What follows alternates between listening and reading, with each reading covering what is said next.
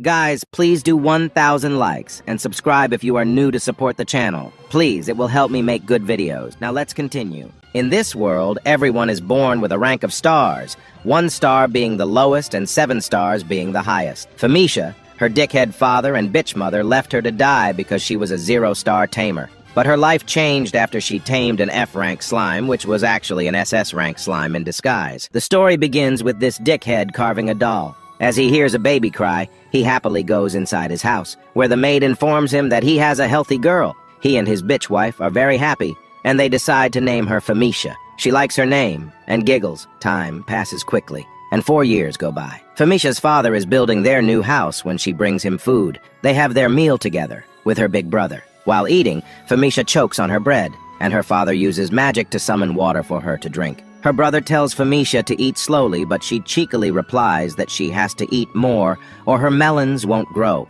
which makes her father laugh. At night when she returned home, her mother welcomed her with a warm smile and she went to set the table. Her brother tauntingly said she shouldn't be such a loser, that she needed to learn using everyday magic. Her mother defended her, saying there was no need to rush as everyone learns at their own pace. This made her big sister jealous, and she complained that this was not how she was treated when she was a kid, adding that the youngest always gets special treatment. Despite this, she was a very happy kid and everyone loved her. Then the decisive day came. She went to the church to test her skills once she turned 5 years old. The Pope, after using his skill, revealed that Famisha had the class of a tamer. However, when he tried to check her stars, it was revealed she had 0 stars. Seeing this, the Pope gave Famisha a disgusting stare, saying she was disgusting, and left. Confused about what to do, she went home. Her father was furious, saying he and his wife had stars, as did each of their children, so how could Famisha be born starless? He was so furious he even broke her favorite toy,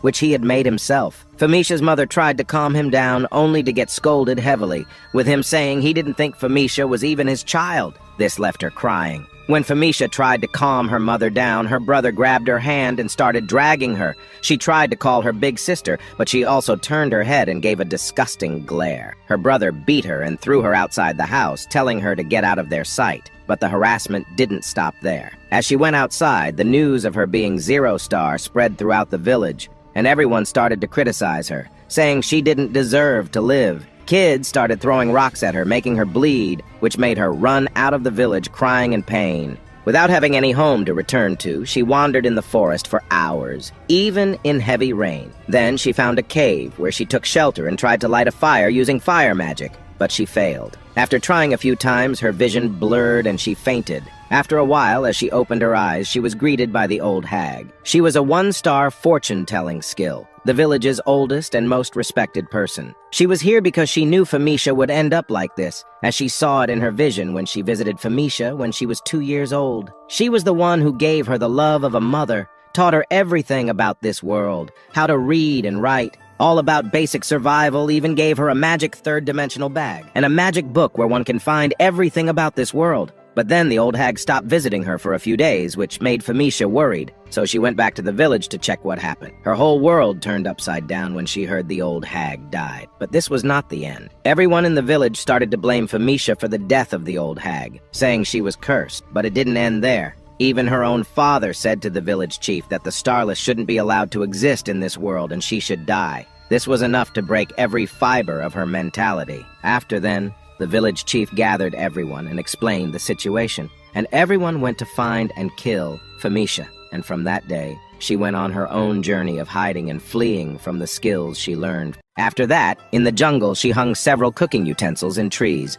so that she would know if anyone came near her area. To make a living, she used to go to the dumping ground every day to find anything useful. From there, she picked up used, expired potions, cooking utensils, and other used clothes. But one day, while she was picking garbage, some men came to that area. She got scared and hid beside the bin, and found out they were tamers, and the slimes were eating the garbage. They were saying they had to find Famisha very soon, as she had short legs, so she couldn't have gone far. She once again started running for her life. And while running, she found a beautiful pond and decided to take a good bath, as she hadn't bathed for many days. She took all her clothes off, took a good dive, and enjoyed the cold water. Then as she was sitting, wait, what angel is this? I know what you're thinking, you dirty minders. Sitting all soaked up, she decided to cut her hair and dress like a boy. As she didn't have big melons, this would be possible. She decided to go with the name Ivy. It is the name of a plant which grows back even after being stepped on over and over. After that, she once again started to move forward, and on her way she came to a green field. There, she heard a mysterious sound and stopped. At first, she thought the sound came from a water droplet, but after close inspection, she realized it was a small, cute little slime monster. Curious, she immediately took her book and started searching about it. But even after searching for a while, she didn't find out anything and thought maybe this slime was not recorded. But then she found it. It was written that this slime had no name and was called the weakest slime. Reading this, she thought this slime was the same as her, the weakest of their race. Just then, a light gust of wind blew. The little slime bounced on 3 grass leaves with rolling eyes and fell on the ground. Ivy realized this slime was really weak. Then she continued to read, realizing this slime was so weak that it could disappear with just a poke, and even if the wind blew too hard, it would disappear. Realizing how weak the slime really was, she got worried and thought if she tried to pick the slime from the ground, would it disappear? She decided to pick the slime, who was upside down, to correct his position. She gently corrected its position and continued to read the book. It was written that the lifespan of the slime was recorded to be a maximum of 1 day. As the lifespan is so small, the ability and origin are still unknown. Just then, a strong gust of wind blew, and it blew the slime further. This startled Ivy. She immediately ran to save her, and as the slime was about to fall into the river, Ivy barely saved it. The slime was very happy. After saving the slime, she placed it on the ground and wondered if, left alone, the slime would definitely die with just a little gust of wind. So she decided to spend the night with it, saying she would stay awake the entire night and guard the slime so that it could live more than 24 hours. But at night, she fell asleep. The morning came, and as she opened her eyes, she panicked as the slime was nowhere to be found. She searched everywhere and started crying, saying she, for once, started not feeling lonely, but now she was lonely again. However, she somehow pulled herself together and decided to move forward. Then she brought out a world map that she had found in the garbage. But to her surprise, as she unpacked the map, the slime was sleeping inside it. Seeing it, she got really happy, saying that everything written in the book was a lie, as the slime was alive even after 1 day. Then she opened the book to learn how to tame a monster. She first started chanting everything written in the book and placed her hand on the slime's head. The slime started shining, meaning the taming was going smoothly. The book said to give the slime a name. She, after observing the slime's blue color, decided to give it the name Sora, meaning blue sky. After a while, a blue magic crystal appeared on the slime's head, and the taming was successful. She gently held the slime in her hand, saying they both are the weakest, and she is very happy to have the slime by her side. But is that slime really the weakest? We will find out. After that, she laid a trap to catch a mountain mouse and was successful. Then, she carefully butchered the rat and gently packed it onto a banana leaf, which the old hag had taught her, and placed it in her bag. After that, she took out her map, saying the old hag had told her to go to the capital. But the capital was so far that it was not even recorded on this map. So, she decided to go near a village close to the capital and get a new map of the capital. Just then, a gust of wind once again blew Sora. But Ivy caught her in time, and wondered if Sora would ever grow stronger because there was no information available, as Sora was so rare. Just then, she noticed a noise which scared her, and she started running. While running, a tree branch scratched her cheek, but she continued to run. Inside the forest, she climbed onto a tree. We see a swarm of giant ants followed with red, deadly eyes. They glared at the scared Ivy, but the ants couldn't climb trees, so Ivy was safe. She read about this in the book the witch gave her, which once again saved her life. As the ants left, relieved Ivy took Sora out but was surprised, thinking Sora seemed to have gotten a little heavier and bigger, but she thought she must be imagining it.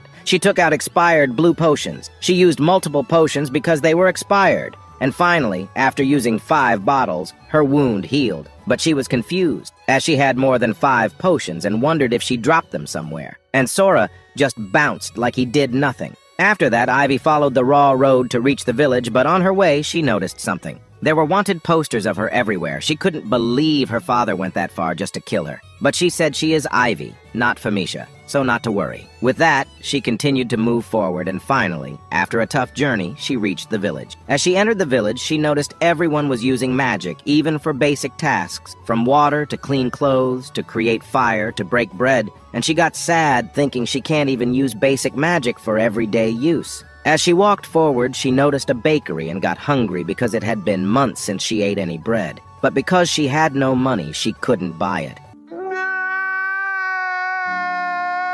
Then she noticed a butchery store and thought of selling the mountain rat. But she was hesitant of getting caught that she is Phoenicia. She circled the store multiple times when the store owner noticed and shouted, addressing Ivy as a boy, asking what he needed. This eased Ivy's worry, and she explained she was here to sell something. The owner immediately recognized she had mountain rats to sell because he had a 2-star smelling skill, and Ivy got impressed. Then she showed him the mountain rat, which impressed the store owner. He complimented her on how beautifully she butchered the rat and kept it fresh, and asked if she had a high-level butchery skill, but Ivy kept silent. Then the owner gave Ivy 10 bronze coins in return for 10 mountain mice, and jokingly said the 10 bronze coins were like 10 million gold coins. Ivy, so innocent, thought she really received 10 million gold. Then she happily went to the bakery store to buy her favorite bread, and when paying, she gave 2 bronze coins, saying, "Here are 2 million gold coins," and asked if this would be enough. This made the store owner laugh into tears because of how innocent and pure-hearted Ivy was. Then, she happily sat on a tree to enjoy her bread. She gave half of her bread to Sora and started eating.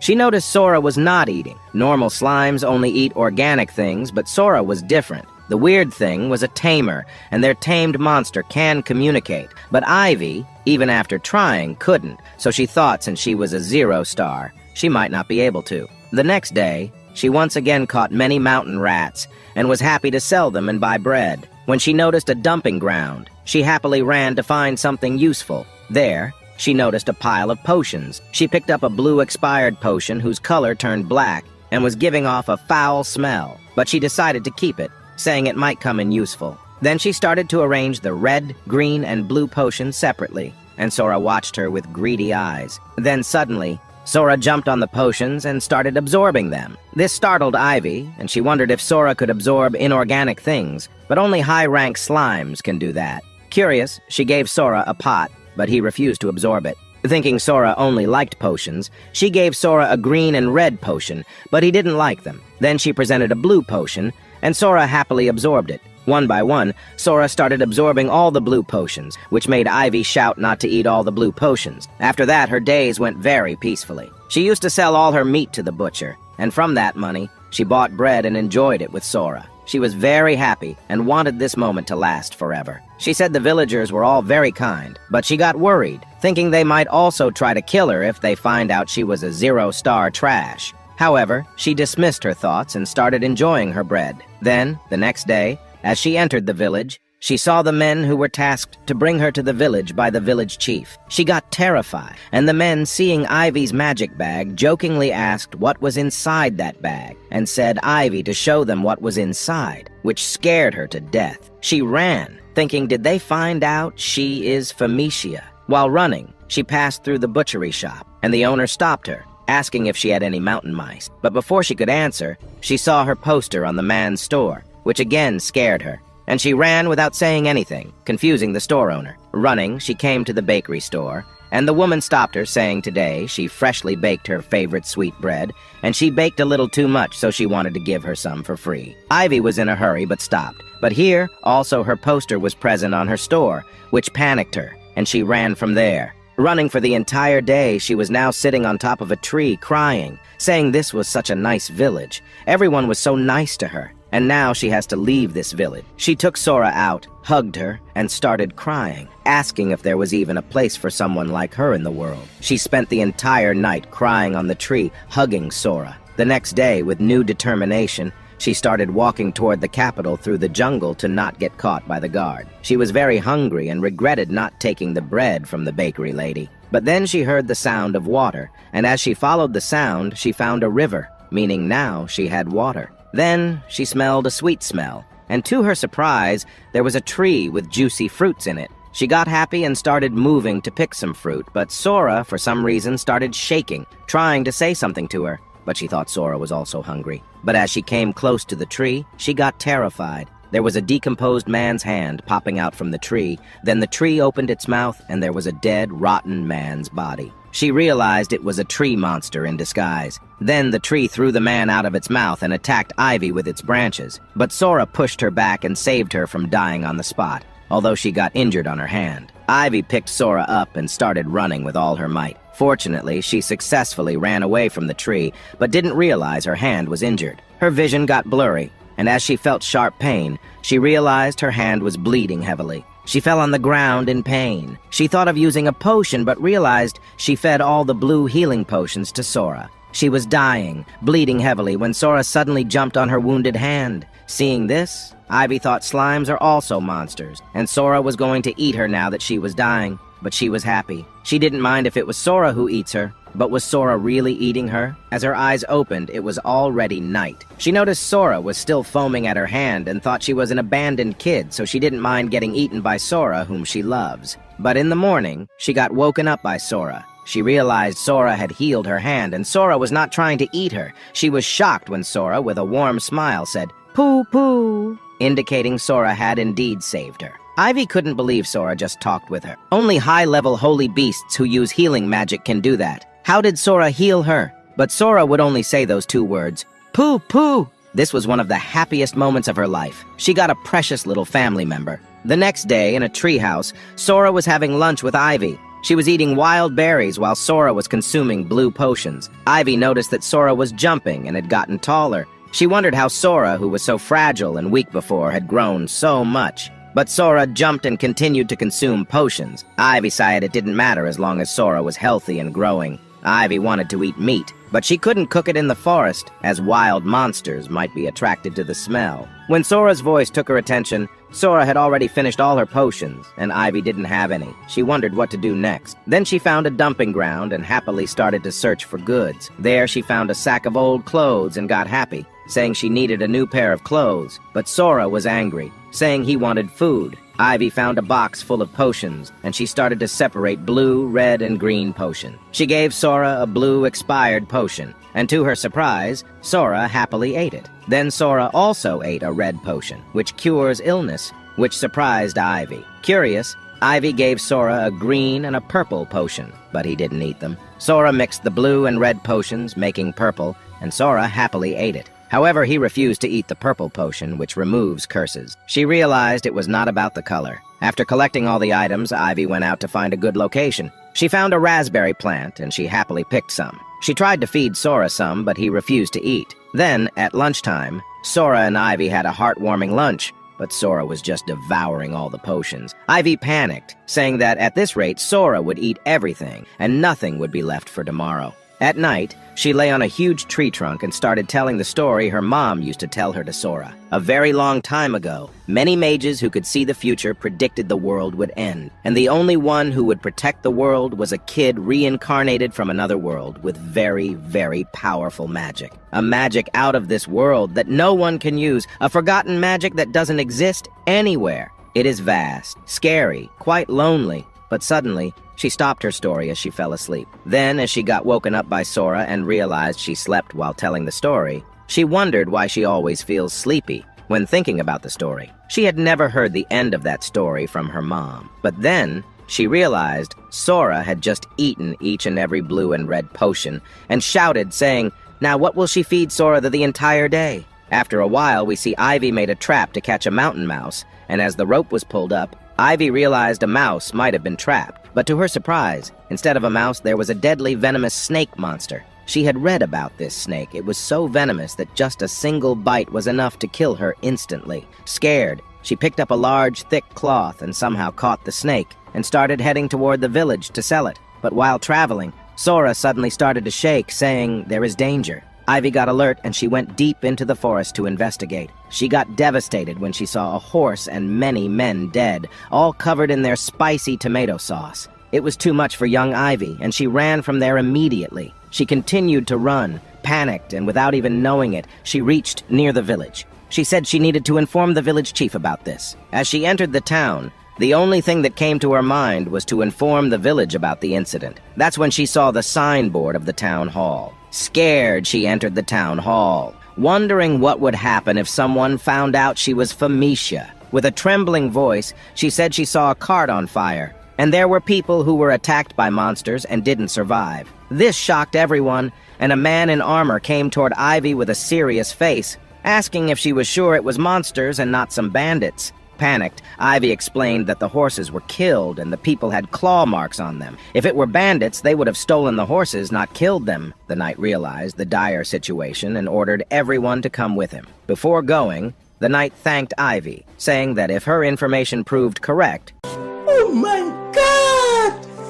Wow!" she would receive the tip reward. Ivy asked what a tip reward was, and the receptionist explained that it was a reward for giving valuable information. She gave Ivy a form, saying to return in the evening, and if her information was correct, she could collect the reward by filling out the form. Ivy hesitantly thanked them and left. She went to a store that the town hall recommended to sell the snake. The owner, after examining it, told her it was a very rare female mountain snake, and for this, he could give her 3 silver coin. This surprised her, as she did the math, which you are not got at, and realized 1 silver coin is equal to 30 bronze coin, meaning she had just earned 90 field mice worth of money. While she was thinking, the store owner asked if she was not happy with the money, but in reality, she was too shocked, couldn't believe she earned so much money. The store owner gave her 3 silver coins, saying if she finds more rare snakes, she can bring them to him. She left the store happily, thinking that now she can eat meat with this money, and said she would go to find food for Sora.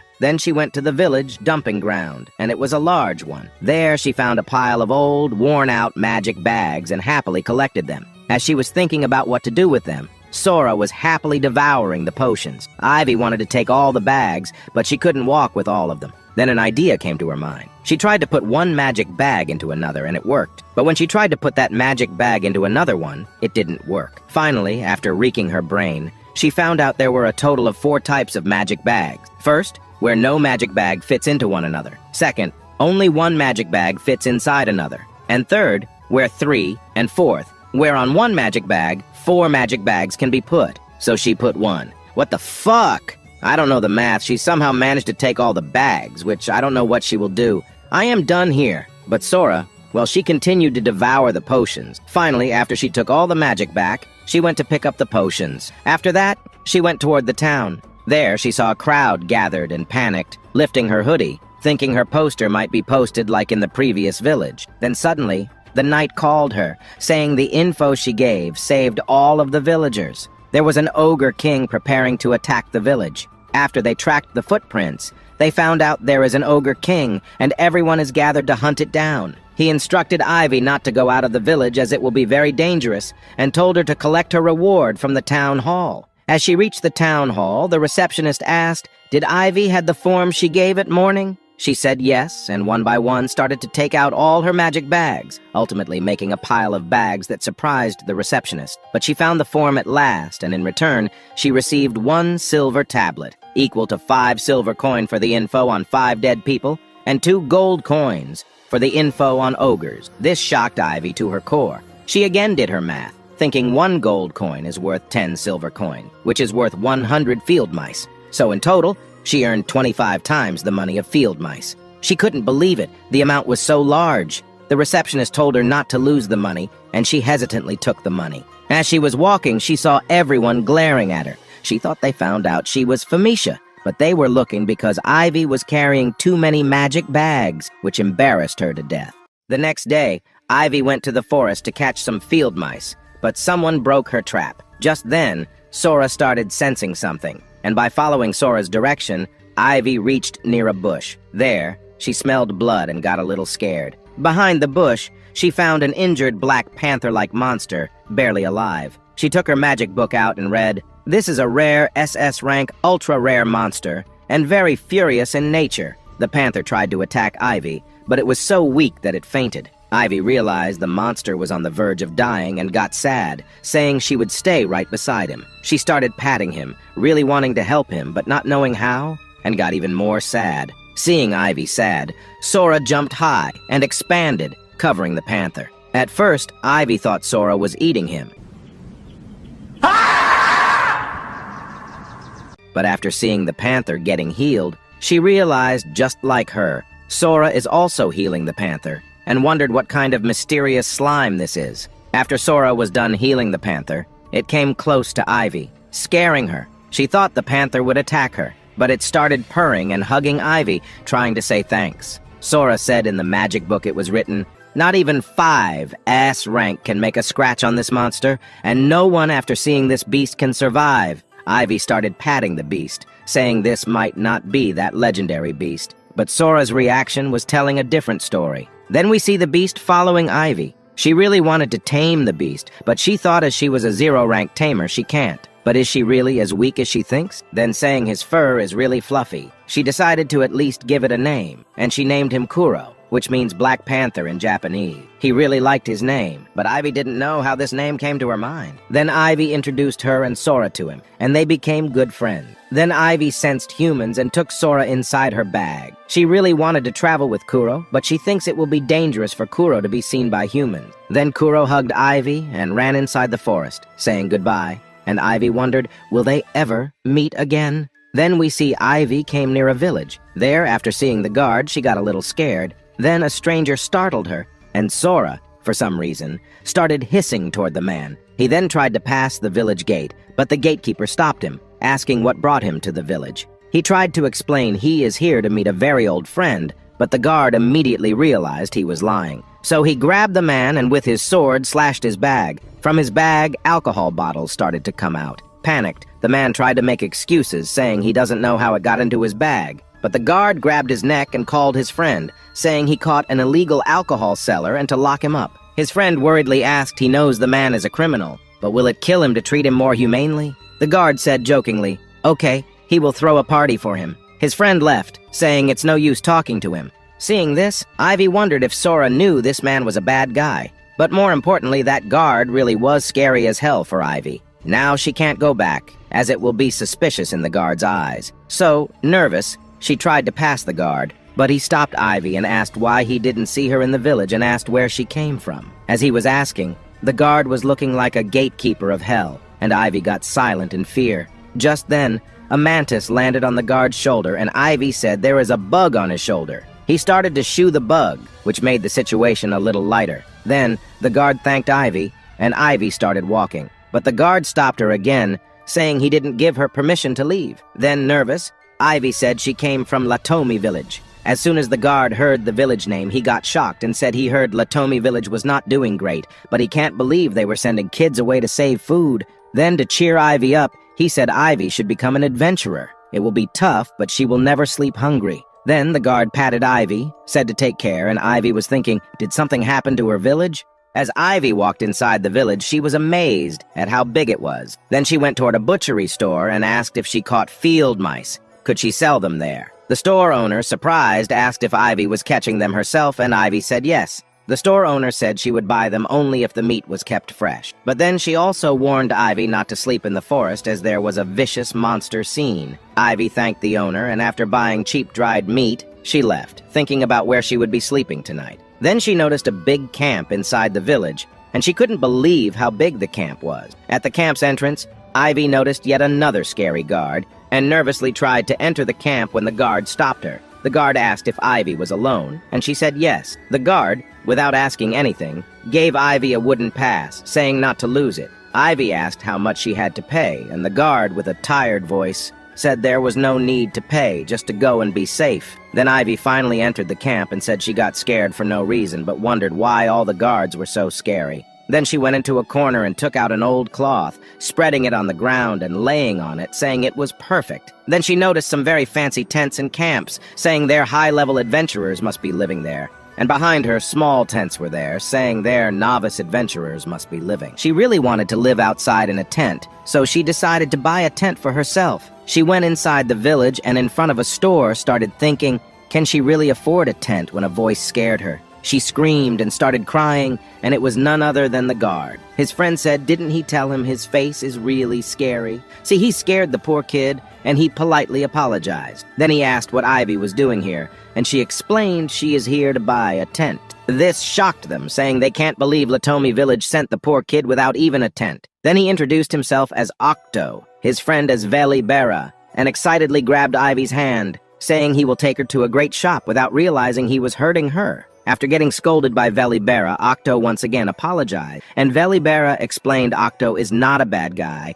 He just gets excited whenever he sees cute kids, and Ivy said it's okay. Then Octo and his friend came into an old man's store, and the old man started insulting him, saying why he is here, he is not going to sell anything to him. But Octo said he is not the one buying and introduced Ivy to the old man. When the old man heard Ivy was from Latomi, he also got mad, saying how can they leave the poor kid alone? Then Octo said to the old man to take out the best tent at the lowest price. The old man said Octo to shut up and started searching for a tent. He asked Ivy what her budget is, and she explained she is not sure, but she can go with 5 silver. She also has 2 gold, which she wants to save. Hearing this, everyone got shocked, asking how in the god's name she has so much money, and panicked. She explained she got it as a reward for reporting people getting attacked by monsters. Octo said if the amount was this big, meaning the monster was quite high level. Then the old man took out a small premium tent, saying an adventurer sold it to him. It was almost new, and this was only a one-time deal. She can't come and ask for the same tent for 5 silvers. She realized this tent was really light,